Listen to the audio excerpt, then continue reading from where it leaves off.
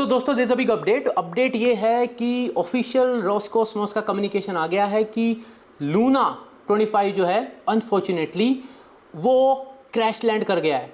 वो एक अलग ट्रेजेक्ट्री पे निकल गया क्योंकि जो कमांड दी गई थी उस कमांड में कुछ गड़बड़ें हुई। आओ देखें क्या हुआ, लेट्स अंडरस्टैंड दैट पार्ट।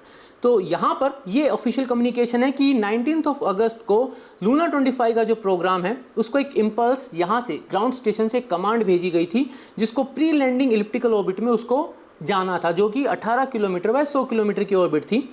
लेकिन कुछ कम्युनिकेशन इंटरप्शन हुआ 2:57 पे मॉस्को के टाइम पे, और उसके चलते अगले पूरे टाइम तक अभी तक they were trying, the scientists and researchers and engineers at Roscosmos, they were trying to get communication set up with Luna 25, लेकिन ऐसा कुछ हो नहीं पा रहा था। It did not produce any result।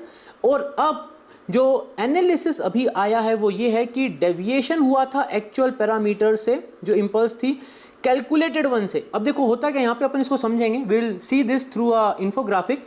तो हुआ ये कि जो इम्पल्स दी गई उसमें जो एक्सपेक्टेड था और जो कैलकुलेशन हुई उन दोनों में इतना डिफरेंस आया कि जो लूना है वो अपनी ट्रेजेक्ट्री से एक ऐसी ट्रेजेक्ट्री में चला गया जिसके लिए उसको डिज़ाइन नहीं किया गया था, तो ऑफ डिज़ाइन ऑर्बिट में चला गया and now it ceased to exist. अब इसको देखो, सीज टू एग्जिस्ट यहाँ देखते हैं। तो कल भी अपन इसको देखा था, जो एक वीडियो अपना रिलीज हुआ, तो आज देखते हैं हुआ क्या। तो यहाँ पर जब हमने इम्पल्स दिया लूना 25 को, तो when that impulse reached Luna ने थ्रस्टर्स फायर करे। अब इनिशियल जो स्पेकुलेशंस भी कह रही, जो थ्रस्टर्स फायर करे गए वो जिस पर्टिकुलर उनको इम्पल्स देना था, जितना थ्रस्ट देना था, वो उससे 1.5 गुना टाइम के लिए फायर हो गए।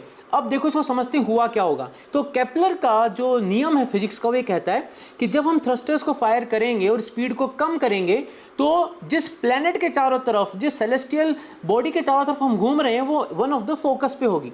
लेकिन अगर थ्रस्टर्स को आपने ज़्यादा फायर कर दिया तो क्या होगा, तो अगर थ्रस्टर्स उसी रेंज में फायर होते जिसमें एक्सपेक्टेड था, तो लूना का जो क्लोजेस्ट पॉइंट था वो 18 किलोमीटर होना था।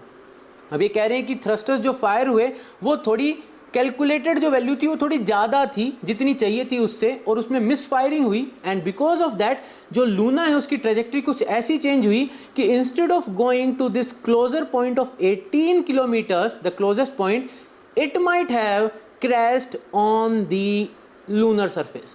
यानी ट्रेजेक्ट्री इतनी छोटी हो गई कि जब वो यूं घूम कर आगे निकलने की कोशिश करने लगा होगा तो वो चांद को क्रॉस नहीं कर पाया, रेदर उसकी ट्रेजेक्ट्री के बीच में चांद आ गया एंड क्रैश लैंडिंग हो गई। बहुत ही अनफॉर्चुनेट इवेंट है, बिकॉज ये एक बड़ा कदम था रशिया की साइड से तकरीबन 50 साल बाद।